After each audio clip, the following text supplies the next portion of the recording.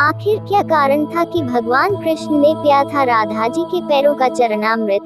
आइए जानते हैं इस वीडियो में। चरणामृत से संबंधित एक पौराणिक गाथा काफी प्रसिद्ध है जो हमें श्री कृष्ण एवं राधा जी के अटूट प्रेम की याद दिलाती है। कहते हैं कि एक बार श्री कृष्ण काफी बीमार पड़ गए।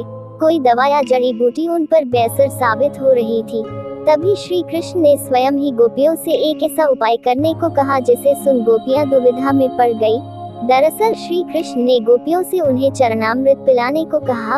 उनका मानना था कि उनके परम भक्त या फिर जो उनसे अति प्रेम करता है तथा उनकी चिंता करता है, यदि उसके पांव को धोने के लिए इस्तेमाल हुए जल को वे ग्रहण कर ले तो वे निश्चित ही ठीक हो जाएंगे। लेकिन दूसरी ओर गोपियां और भी चिंता में पड़ गई। श्री कृष्ण उन सभी गोपियों के लिए बेहद महत्वपूर्ण थे। वे सभी उनकी परम भक्त थी, लेकिन उन्हें इस उपाय के निष्फल होने की चिंता सता रही थी। उनके मन में बार बार यह आ रहा था कि यदि उनमें से किसी एक गोपी ने अपने पांव के इस्तेमाल से चरणामृत बना लिया और कृष्ण जी को पीने के लिए दिया तो वह परम भक्त का कार्य तो कर देगी, परंतु किन्हीं कारणों से कान्हा ठीक ना हुए तो उसे नरक भोगना पड़ेगा। अब सभी गोपियां व्याकुल होकर श्री कृष्ण की ओर ताक रही थी और किसी अन्य उपाय के बारे में सोच ही रही थी कि वहां कृष्ण की प्रिय राधा आ गई। अपने कृष्ण को इस हालत में देख के राधा के तो जैसे प्राण ही निकल गए हों।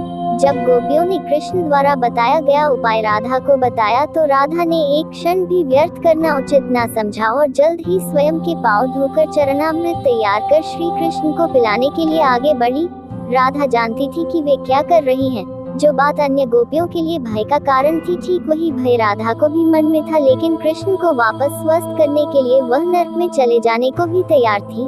आखिरकार कान्हा ने चरणामृत ग्रहण किया और देखते ही देखते वे ठीक हो गए, क्योंकि वह राधा ही थी जिनके प्यार एवं सच्ची निष्ठा से कृष्ण जी तुरंत स्वस्थ हो गए।